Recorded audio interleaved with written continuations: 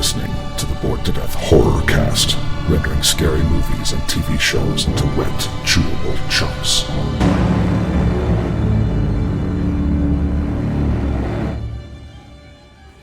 Hello again, ladies and gentlemen, and other assorted gender assignations. Welcome back to the Bored to Death Horrorcast. I am Jay, being joined by Sam. And we'll be joined later by Chris. Chris. Maybe joining us for this. He is joining us. Oh, he is? Yeah, he's just prepping his dinner. All right. But not for the opening. Yeah. And Zeke is in the room, but not watching. Don't know whether I might get sidetracked by the movie. Who knows? Yeah. So he may join in or not. But we are here to do one of your favorite movies, Sam. I could say that, yeah. I mean, you say I could say that. Yeah, this is where your namesake comes from. Maybe. We don't know that for sure. I know the real reason. The real reason for your namesake, but well, that was quicker than expected. Yeah, I know, right? And here's Chris. And this, mind you, is the Trick or Treat 2007, as opposed to Trick 80s. What was it? Trick or Treat? Because there is a slight difference in the title. Yeah, this one's Trick or Treat, like Trick or Treat. Trick ' R Treat. The other one has Gene Simmons and Ozzy Osbourne. And I think that's like 1986. Yeah, this was back during like the televangelist saying that heavy metal was the devil's music, and guess what Ozzy plays as in that movie? And Televangelist? Yeah. Does he really? Yeah, he really does. You know what's funny? I have the movie. Mom bought it for me. She found it randomly a long time ago at Kmart. But you never watched it. I looked at it. I was like, this is older, almost as old as I am. I don't know if I'd get really anything out of this. Right after I saw it at your house, because we never watched it, and my mom and I ironically went to, I think it was Walmart afterwards, after I saw it at your house, and I saw it on the shelf, and I bought it and watched it. It's either came from Walmart or Kmart. And $5 bin kind of thing. It was just like, oh, here's Halloween movies. Like $10, $10. Yeah. It was one of the cheapies. Well, I'm like going to the holiday section of any movies, like whether it's be Halloween or Christmas, and just be like, do we have these? And just grabs whatever we don't have. My sister used to do that with like the bargain bins. That's what they were, like anywhere from like $3 to $5 depending on the DVD casing. Well, the funny thing is that it was supposed to have a third heavy metal vocalist in it, but he wasn't able to commit to the movie, so they had to replace him, and it was Blackie Lawless from Wasp, who was supposed to play as the movie's villain. Which, if you go and you watch the movie, you look at him and go, yeah, I could definitely tell that was supposed to be Blackie Lawless. But I know very little about this movie apart from, I think you said it's somewhat of an anthology? It is an anthology. It is an anthology. Well, the way it is that it's like multiple stories all taking place all on the same night. So, like, while the events of one part of the movie are happening, you can see a part from, like, earlier in the film happening. I pointed a lot of that out to you, remember? I've seen it, like, multiple times, and I'm like, did you notice this, and this? And you're like, I do now. Well, you'll see characters who probably got killed off like earlier on in the film, and then you'll just see them pop up later on in the film. But because the events are happening concurrently. Yes. Okay. Yeah. But I've seen a lot of fan art, and I really wish they would do this kind of crossover, like for real, is have Sam meet Michael Myers, because I saw a picture of Michael carrying Sam on his shoulders. It's like the Mandalorian, but with Michael Myers. But instead of Baby Yoda, you have Sam from version. this. Yeah. Somebody get on that fan art if you haven't done it already. It's already been done. Well, no, I'm saying like specifically Mandalorian inspired kind of thing.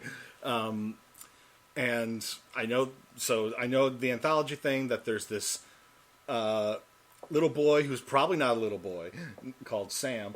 And I know of this because you have like tons of Trick or Treat memorabilia, or as much as you can get your hands on. Not really. It's that pop I got you. Yeah. That's what the name of that movie is. Oh. Yeah. Suddenly Zeke understands what we're about to watch. It was a Spirit Halloween exclusive pop where he's chilling out on a doorstep. I also have a little Trick or Treat Sam with a candy bowl where it was like 3 feet tall. And I think I think I also saw something about Trick or Treat pop up in some Watch Mojo video that I saw Probably a few years ago. Like top 10 Halloween themed movies. Most underrated kind of. Yeah, I think it was probably that most underrated. So I like the director. He went on to do Krampus. He went on to do Krampus in the same vein like this, but they pushed a PG-13 on him. Oh, okay. But he pushed back as much as he could. There's some crazy crap he did with PG-13. Oh, it's like he pushed the PG-13 to its absolute limit. And then it's like, oh well, it went R. What do I need to take out to not make that R? Yeah, and hey, if you can get away with it, and that's and what a lot of it is when it comes to the MPAA. When it came out, people didn't really like it, but it's becoming a cult classic like this one. Mm. Yeah, but it's Christmas instead of Halloween. Yeah, but it's also not an anthology. It's just a straight story. But allegedly, Krampus and this film take place in the same universe. Allegedly. I don't know if Krampus makes a reference to Trick or Treat or not. Didn't the director do X-Men 2? I don't... Wait, who's the director? Michael Dougherty. No. What did I see him on?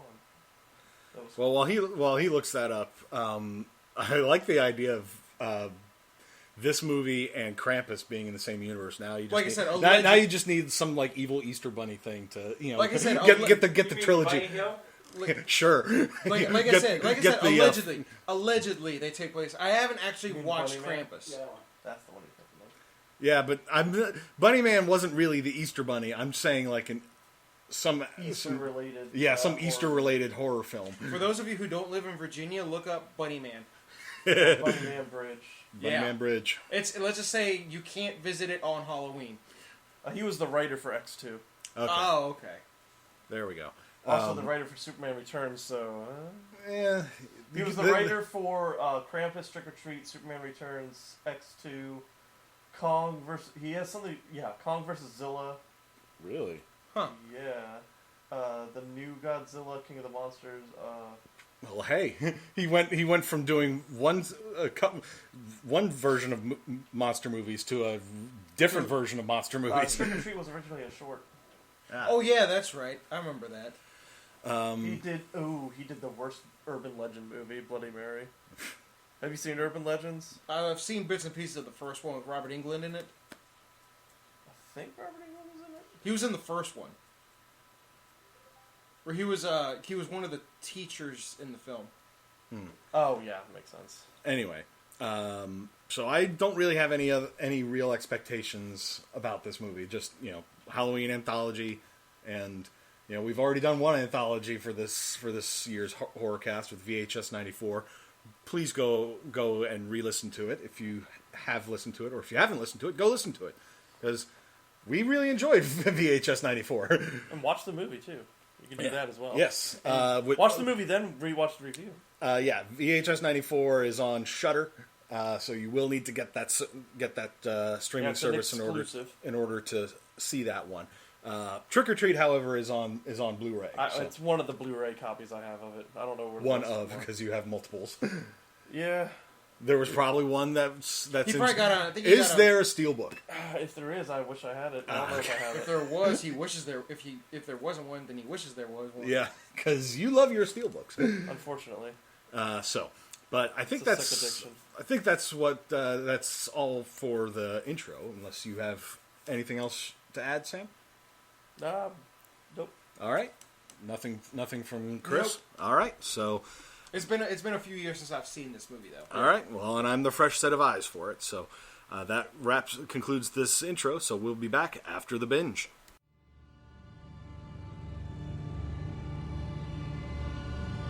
As we consume our fare, give us a like and subscribe. If you wish to commune with us, then seek us out on social media on Facebook and Twitter at BTD_Bingecast.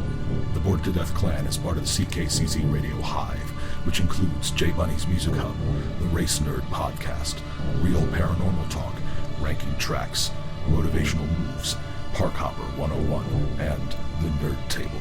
To appease the Elder Gods, contribute to the CKCC Radio Patreon. Now the binge has finished, so let us purge.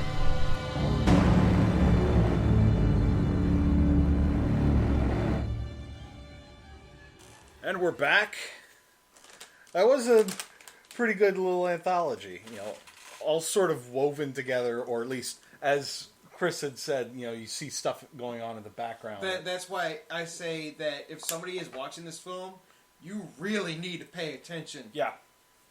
Like, if it's like your fourth or fifth time watching, sure, maybe you can have it on in the background. Yeah. So, because you already know what, you can just glance at it and be like, okay, I already know what's going on. Right. But, as you said, it's sort of like certain stories are set after or before certain other ones. Like the one at the end with Old Man Kreeg is before, or it's sort of concurrent with the one focusing on Principal Wilkins. Concurrent, and it's also pre-cold open. Yeah, pre-cold open, and it's another case of the beginning of the movie is the ending. And apparently this was based on a comic book based on the opening credits. Or at least... I believe so. Yeah, if I remember correctly, I think they did make a comic. I don't remember if the comic was first or the movie was first. Well, I would assume that the comic was first, given that they had the comics during the opening credits. I mean, you could make the comic in order to slash them in. This is true. I guess Chris is looking it up. Yep. Makes me wonder if this online friend of mine, John Lees, who writes comics now, he's done some horror comics, including one called Sink that is something of an anthology itself. And I'm now wondering if I'm wondering if he would, get tapped to write something for one of these anthologies sorts of movies. I'm sure he would jump at the chance. But what? Zeke is looking at you. Okay. Yeah, the way you were looking at me made me think it's like I had said something that caught your attention. It's like, what? Well, I am listening because this is the whole binge. Like, yeah. Let's see what he says this time. But yeah, it was pretty good. Some of the stories did sort of turn things on their head. I could predict certain things were going to happen, but like the twist with the four sisters. It was not one I was. Two sisters, and and the four girls. Yeah, I was like, there's gonna be a twist here in some way, but I couldn't tell what it was going to be. Oh, you thought you knew the twist, but then they turned you at the last second. Yeah, I mean, with that one, it's like you see these four girls apparently just arriving in town so they can dress up and hook up with guys based on everything that they were talking about and everything. And dressed provocatively, like sexy versions of like. I think it was Cinderella, Snow White, and Little Bo Peep, and Red Riding Hood. Yeah, which I think 3 of those have to have wolves in the story at least. Red Riding Hood, and certainly. Bo Peep, obviously. Bo Peep. Snow White doesn't really have wolves. It does. Yep. The original version, it actually has to do with the wolf, the huntsman. Because there's the prequel films with what's her face from? No, the actual original. The original story. The story had to deal. Okay, it's been ages since I've heard the original stories. So then it would be, and it gets all conflated with the Disney stuff nowadays. That's the one thing that I know is going to go in a tangent here, but Disney took the horror stuff out of the old fairy tales. Fairy tales were meant to tell kind of a story and teach a lesson. Yep. Like, don't go down that wooden path.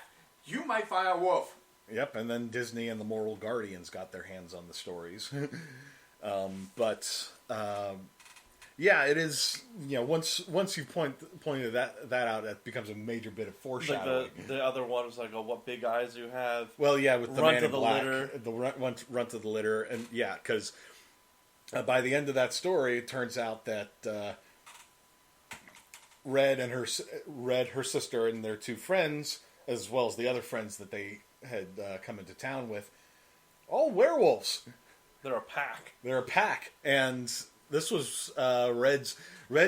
Well, like the whole thing with her is that she wanted her first time to be special. And the others were all just sort of rolling their eyes at it, and I'm just like, this is well before the twist, even comes to mind. I'm just like, wow, you are just basically reinforcing every sort of negative stereotype, kind of thing. Just written well. And I'm just like thinking to myself, you three girls are going to die horribly, and Red's going to be the only survivor. And then they turn it on their heads because, surprise, werewolves. It's just like she wanted her first kill to be special. Jay goes by the logic of scream laws in movies. Don't go by yourself. Don't have sex. It's not necessarily Scream. That's just horror movie tropes in general. I mean, that's literally, what Scream points out. Don't be the fact, or in the case of Friday the 13th Part 4, don't be the fat girl on the side of the road eating banana. Because that did happen in that film. It's the whole thing. Yeah. Don't split up. Don't split up. Don't say, I'll be right back. I'll be right back. Ooh, yeah. I have seen Scream, and plus it was in the trailers. Yes, but they, Scream hung a lampshade on all of those old tropes. Yeah, but I think it was what did they say? The second one bends the rules, the third one breaks them. Pretty much. That's again horror movie tropes. Yeah. So what does the fourth and fifth ones do? Repeat them. Mm-hmm. Resurrect them. That. Yep. Because we are getting Scream 5 now. Mm-hmm. What? You didn't like Scream 4M? Oh, it's not as bad as Fan 4 Stick.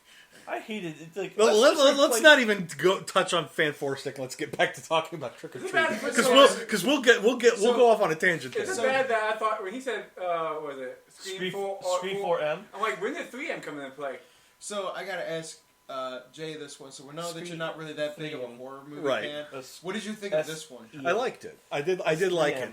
I mean, it did a good job ratcheting up the tension for some of the scares, like with the stuff at the quarry, with the prank. I like the quarry one. The quarry segment was just sort of like, okay, they're setting it up so that the kids that were in the school bus are going to come crawling out of the lake, and I was right. But the first scare that you get out of that, getting it flipping around and revealing that it was just a prank that they were pulling on the poor girl with Asperger's. It's all fun and games if someone falls and gets a concussion. Mm-hmm. Your ass hand. And you break their glasses. I also like when they do the whole trope of take somebody out, they really don't deserve this at all, scare the shit out of them, they're your last hope when shit goes sideways, and they're just like, nah. Just click, and the elevator goes up. I ain't gonna lie, I felt a little bad for the guy, though. Schrader, a little bit. I did, until I've seen him multiple No. times. No, the guy because with he was not totally the kid in with on the it eye the patch. entire time. So he was putting on more of an act than they were, because he was in the elevator with her. And then on top of that, was his name actually Trejo? Schrader.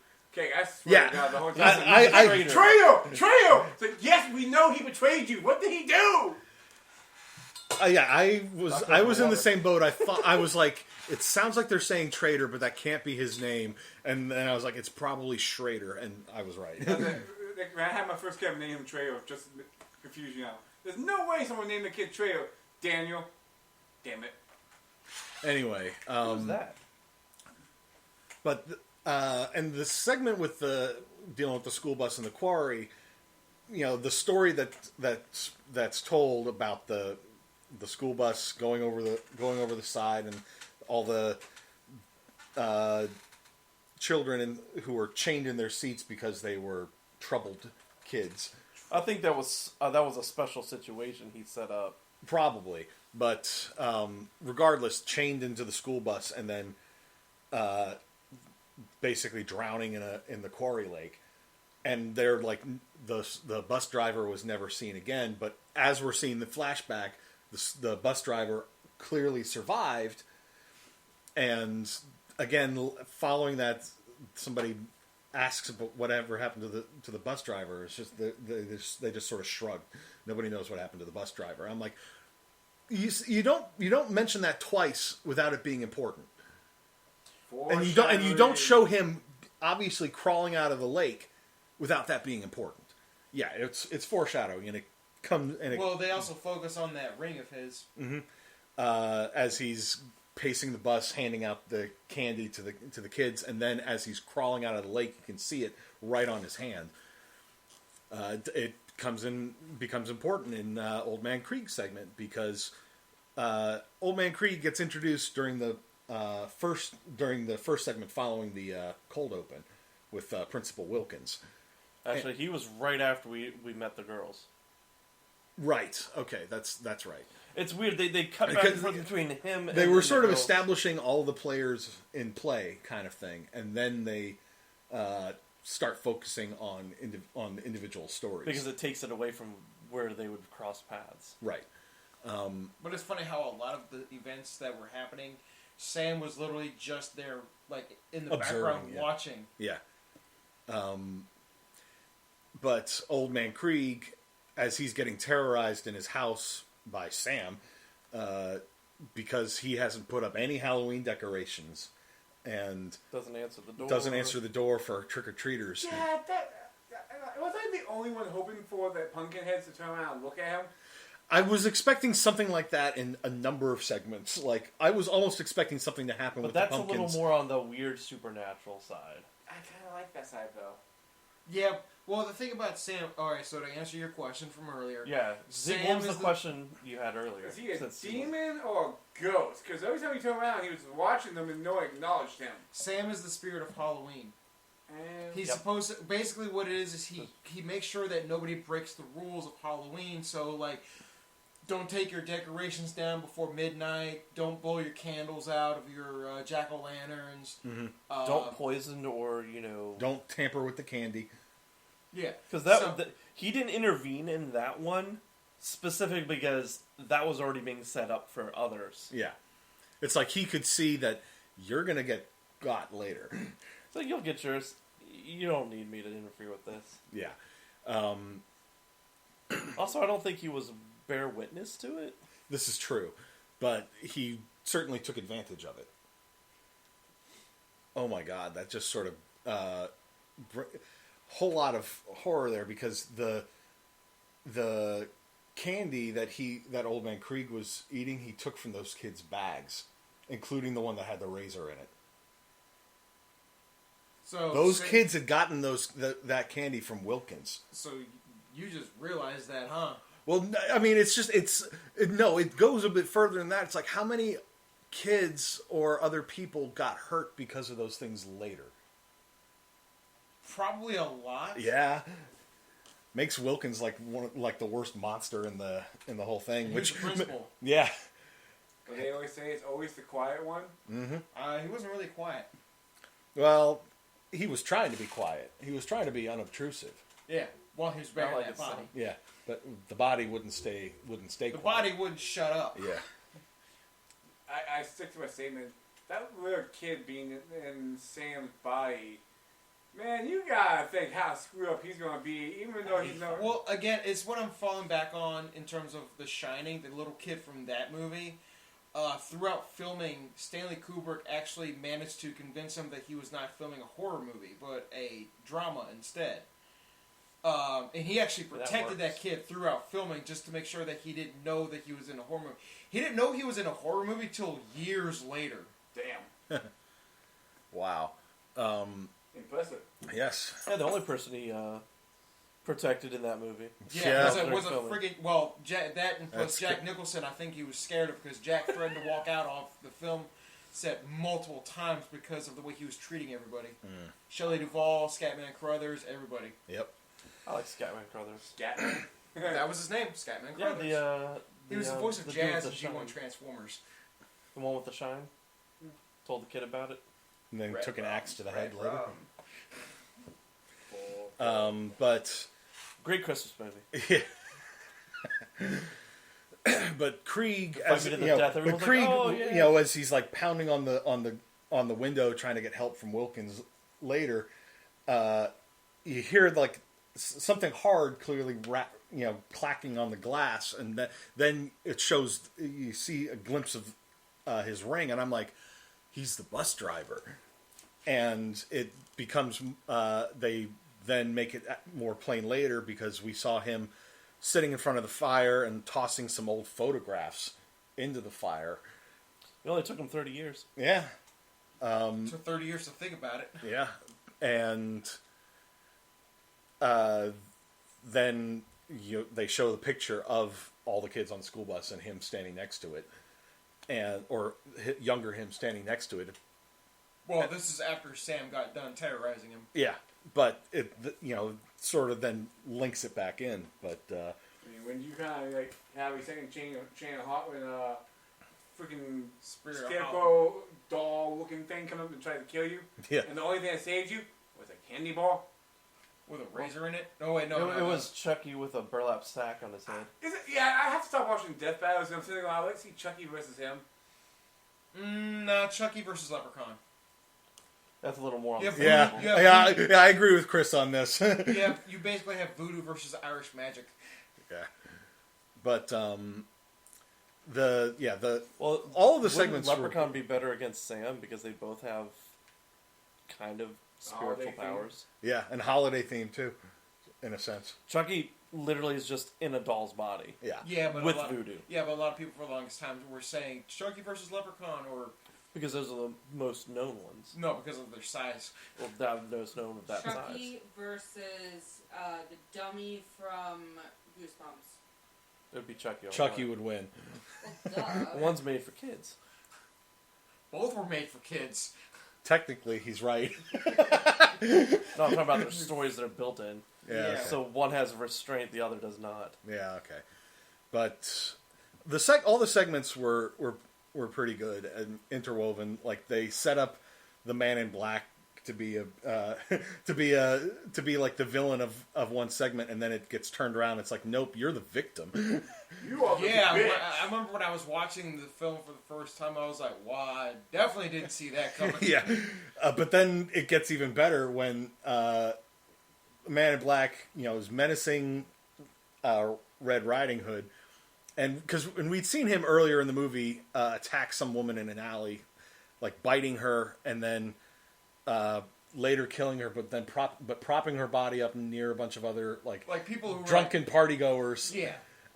During a parade where there were other people wearing with like makeup, like prosthetic makeup on, making it look like they were zombies or whatever, with blood coming out of the open wounds and stuff, so that nobody batted an eye at this woman covered in blood stumbling out of an alleyway.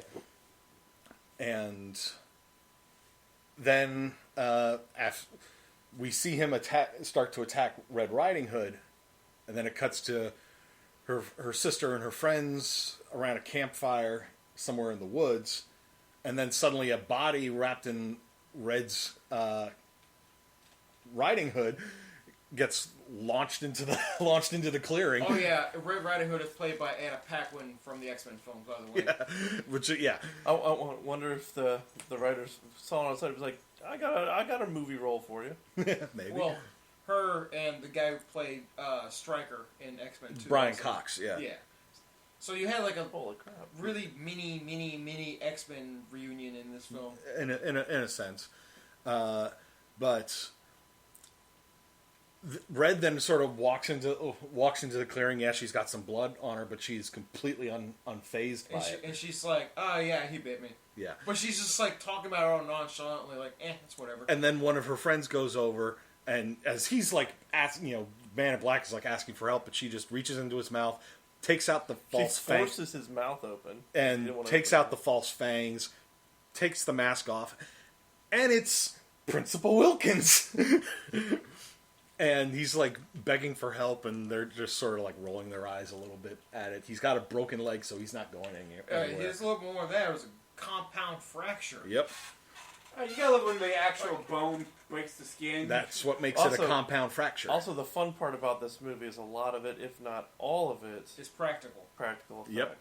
There's not really any CGI. Like, they clearly wanted to go back to like old school horror anthology. Mm-hmm.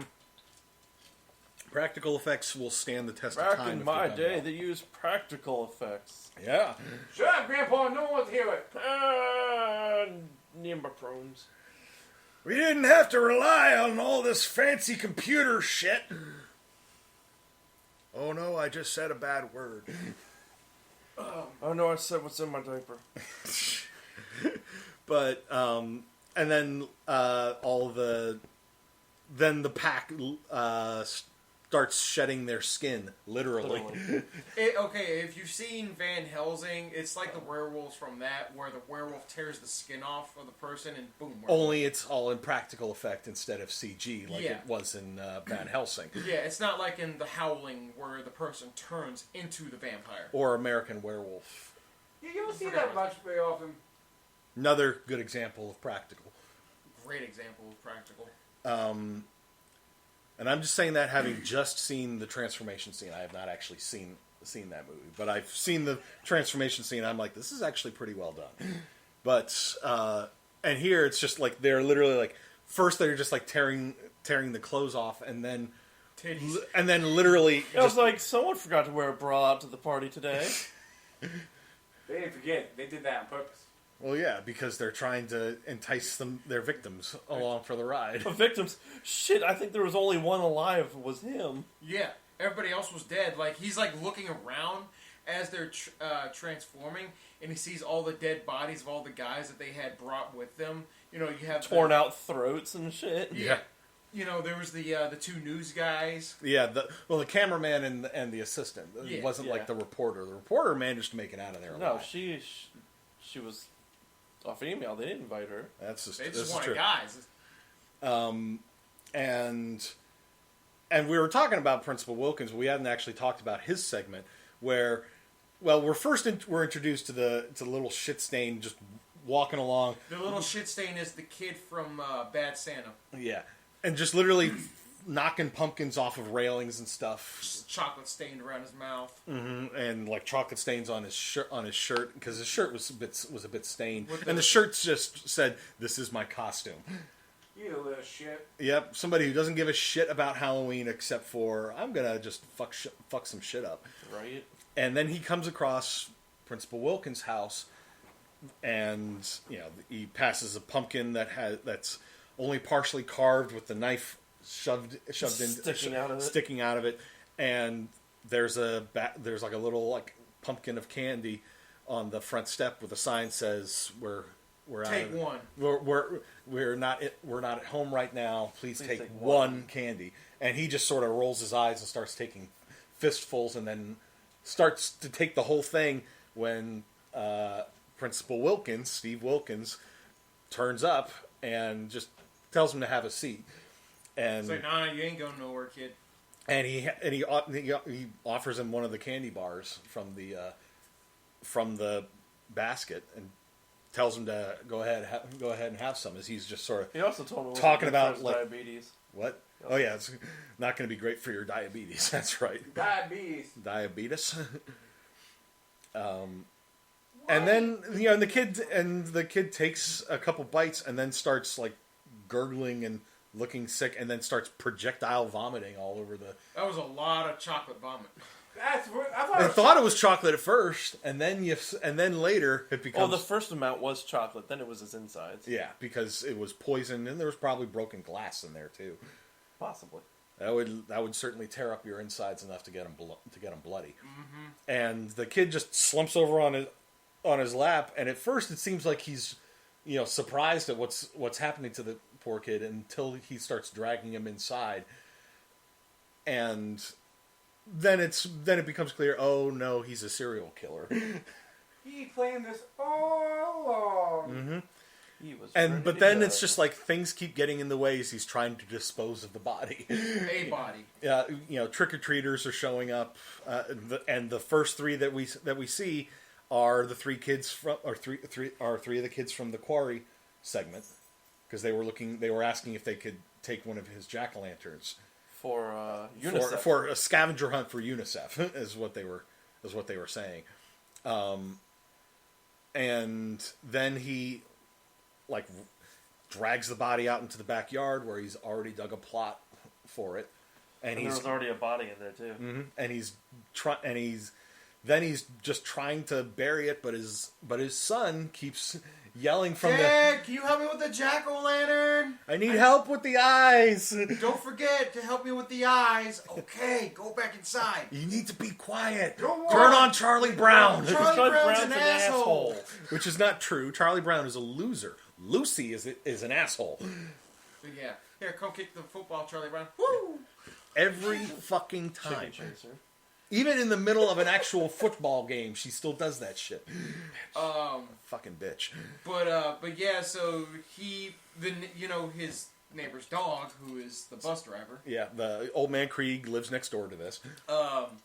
Is sitting there barking up a storm because he's poking his head through the fence because there's a hole in the fence. It's big enough for him to poke his head through, just not actually fit through. Mm-hmm. So he breaks a finger off, goes, hey boy, go catch. And he throws it over the fence. He's like, shit. The dog runs off after it. So he's going back to doing his thing. Kid won't shut up still. And Old Man Kreeg comes out wondering what all the noise is about. What's going on out here? It smells like a dead body out here. Smells like a dead whore out here. Yeah. And while this is going on, he is in the pit, because he was just trying to hide to hope that Old Man Kreeg would just go back into his house or whatever. Go back in your house. And then the body that he just dumped in there starts making noise. And he's like stomping on it, trying to hit it with a shovel. Keeps getting interrupted by his kid. I would beat that kid. And he's clearly like annoyed by everything that was going on with his son after he finishes burying everything and just plants a little tree over it and starts watering it. Goes back inside, and he's something feels off for a moment, and then his kid just sort of pops up from behind the counter with a little like Halloween mask on. It's the first actual jump scare in the movie, and it doesn't involve Sam or anything actually scary. Yeah, just a kid wearing a slightly scary mask. Mm-hmm. And then he's just sort of like, let's carve that jack-o'-lantern. Let's go down into the basement. And the way he said basement, I'm like, oh god, this is going to be his like trophy room, and he's going to traumatize the poor kid, or possibly the kid doesn't know just how fucked up everything is. And it was the latter, because as he gets down there, it's still like setting things up like he's going to kill his own son. And the mother, we should mention, is like dead. We hear this during his little like monologue rant to himself. It's like, it wouldn't be like this if mom was still alive. Yeah. I think you don't know how the mom dies. I'm calling it right now. The dad killed her. Probably. The kid's looking at the jack-o'-lantern, and we just see him like put his hand on his son's head, raise the knife, jab it down, and draw. And we don't see it what it actually plunges into at first. We just see and hear it sinking into something flesh, and it comes up bloody. And it comes back bloody. Or is what the sound effects man was using, a watermelon. Yeah. And then we see that little Billy, his son, is just smiling as then we get a look at the jack-o'-lantern, and it's Diabetes Kid. Diabetes didn't kill him. Yep, fully beheaded, and Billy's like, "Can you help me with the eyes, Daddy?" It's just sort of like, and I'm like, "Oh, the family that slays together." Yeah, and then, now Billy's gonna grow up without a dad, so. Nobody's gonna grow up dressed up like his dad. Yeah, that's true, because we did see him later sitting on the stoop of their house, dressed like his dad, complete with the blood stain on the shirt like his dad had. No, he just took his dad's shirt because it was an oversized shirt. Yeah, it was a little. That makes more sense. Because if you notice the stains, like the blood stain was still the same. Yeah, it's like Dad took the bloody shirt off before he dressed up in his Man in Black attire to go out and get his murder fetish on. Let's carve a scary face. Yeah. Yeah, which we never actually see what they actually did. I don't. It's better that way in a sense. It keeps you guessing as to what they did. Yeah, and then by the end of the movie, we are back right where the cold open was, as everything starts tying back together. You see Billy Wilkins sitting on this stoop of his house, wearing his dad's bloody shirt. We see. The girl with the Spurgers, I don't remember what her name was, but we see her walking past with her with the wagon with her jack-o'-lantern in it. Agatha, was that the character's name, or is that just what you're calling her? Oh no, witch? I think it was Wanda. Wanda, that's right. It was Wanda. How can you forget the name Wanda? It's the most popular name right now ever. Along with Agatha. And the car that nearly hits her as she's crossing the street is being driven by the werewolf pack, who are sort of laughing it up like we had a great time at the party, and they're literally like picking their teeth. I think you see some of them like digging their fingers like into their mouth, like they're trying to get something out of their teeth. And then there's Old Man Old Man Kreeg, all dressed up almost mummy-like after his ordeal with Sam. Yeah, he had to patch himself. He probably had to patch himself up. Yep. He was just like, I'm not going to the hospital right now. I'm staying home. I'm just gonna patch myself up. I wonder if he just didn't want to go to the hospital because he's off the grid currently. Probably. Nobody knows what happened to the bus driver. Exactly. But yeah, and then the movie ends with Sam once again noticing the wife of that couple blowing out the candle in the jack-o'-lantern too early, and you never do it too early. And Sam looks at her, looks down at the jagged lollipop in his hand, and he's like, you know what? Here I go, about to go killing again. Here he goes again on his own. But remember, she's also starting to take down like the decorations, all the decorations, not and that's just blowing out the pumpkin. And that is exactly what he saw. Yep. Because he was right across the street during that whole scene. I wonder if there's a spirit. And Old Man Kreeg sees that Sam looks at the same lollipop that he tried to shank him with. Look up at the girl and starts crossing the street. And Old Man Kreeg just sort of sighs, turns around, and goes back inside. Okay, real nope. Quick, before we go any further, how did y'all react when he pulled Sam's mask off and you saw what he really looked like? I was sort of spoiled by that because I saw that in the Watch Mojo video that I. Okay. So it wasn't as shocking as it could have been if I was completely blind going in, but it was still just sort of like, well, that would certainly give me nightmares if I was Old Man Kreeg, but I don't think Old Man Kreeg is going to have to worry about nightmares for much longer. No. Because the movie ends with him after being like, well, that kid's about to go murder someone, but it's not my problem. It ain't me, not my problem. Yep. Closes the door, starts to shuffle back into his house when there's another knock on the door, and when he turns around and when he opens the door, oh hey, it's the zombies of the kids that you sent off the cliff. And the one vampire kid who kept on saying, "Wrong way, wrong way, wrong way, gotta go home, gotta go home," and it's technically him who killed everybody, not the bus driver. This is true. The bus driver was going to. Yeah. It's just that kid slipped his chains because they didn't put him in the right kind of chains. He was tearing at his arms. He was bleeding by the time he got out of them. Yep. He most likely popped his thumb out of its socket or something. He literally forced his way out of them and it pulled skin. Yeah. But anyways, so after he opens the door, sees all the zombie kids, it's that kid who was saying all the, wrong way, trick or treat. And then, sort of smash cut comic book images basically implying that the zombie kids attacked him, and then roll credits. Oh, by the way, to answer your question, the comic apparently came out in 2009. It was supposed to come out in 2007 from DC Comics, but it kept getting pushed back until Legendary Comics. And the movie came out when? 2007. Okay.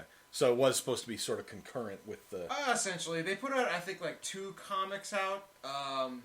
One was called Trick or Treat, Day of the Dead. And I don't really know what the overall story is supposed to be.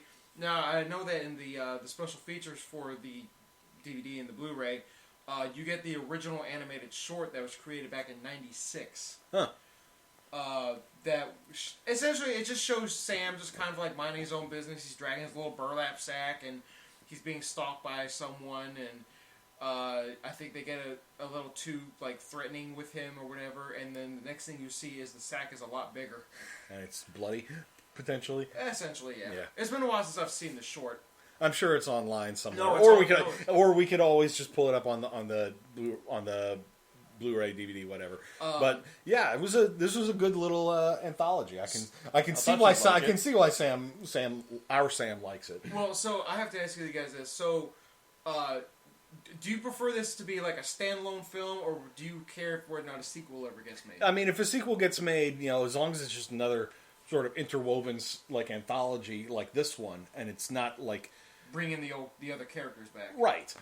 Or if you do bring the characters back, it's clearly just meant to sort of be like maybe the same night kind of thing, and you just see them in the background. Yeah, but even then, if it's just in another town somewhere in America, and it's but there's Spirit of Halloween again, enforcing the rules, as it were. Because one of the things that I was reading about was, because I got curious to whether or not a sequel was ever greenlit. Apparently a sequel was greenlit, but it's been in discussion since 2013. So it's in development hell. It's probably never coming out. Possibly. But yeah, I mean... But the fan interest is still there. They know it, so... It's just getting some producer to bite the bullet and actually finance it. Mm-hmm. I think it's still Legendary who wants to do it. Well, hey, but it was a good anthology, good little horror anthology. It hits on a lot of common tropes for these sorts of stories, but that doesn't necessarily mean that it's bad. No, it's done very well. The practical effects and everything. Practical effects. Really the writing and the editing was all done very well. So you're seeing characters in the background, mostly Robot Girl and her husband. Just sort of walking through the parade crowd and everything. And the kids from the quarry scene, popping up in the Wilkins segment at earlier in the movie before we focus more on them. But yeah, it was good. I highly recommend anybody that hasn't seen Trick or Treat, track it down, watch it, enjoy it. Happy Halloween! Halloween shopping. You now know where this kid came from. Yeah, Spirit of Halloween has the market on Sam for a couple of years now. Well, yeah, because their name is basically describing what he is. He's the Spirit of Halloween. Mm-hmm. I hear he and Michael Myers get along great. Yep. Oh yeah, that's another thing. I hear the new Halloween film is really good, so I'm doing that on Friday. I still need to scope the one that came before this one, so I can get the... It's on my voodoo. Yeah. I'll scope it out then. But I think that about wraps it up. There's not really a whole lot else we need to discuss about it. No, it's a simple film. Yeah. Sam, anything else to add? So would you be willing to watch Krampus? Yes, I already basically said this, I think, off mic before we started recording. I think we were discussing this while we were letting the credits roll. But, but Krampus is not going to be part of Horrorcast necessarily. We'll be watching that more, getting closer to the holidays. We're going to do Horrorcast in December. Well, we're already doing Horrorcast in November for the John Carpenter Apocalypse trilogy. That one is largely dependent on Chris's schedule, because he's the one who's been wanting to do that. Oh, he has all the access to the movies, and he has all the movies as well. But that I think will wrap up this edition of the Horrorcast. So, for Chris and Sam and Zeke and also Shadowcat, I am Jay. And we will see you. You forgot Zeke. I did say Zeke. Oh, you're gonna say it again. I just want to know how this binge became from a 3-person to a 5-person. Who had the extra quarters? What's next? Anyway, I don't know. But at any rate, so we will see you next time. Trick or treat. Happy Halloween. I forgot my candy. You've been listening to a Bored to Death Horrorcast. Our back library of episodes can be found on YouTube or CKCC Radio. We will find you when it's time to binge and purge.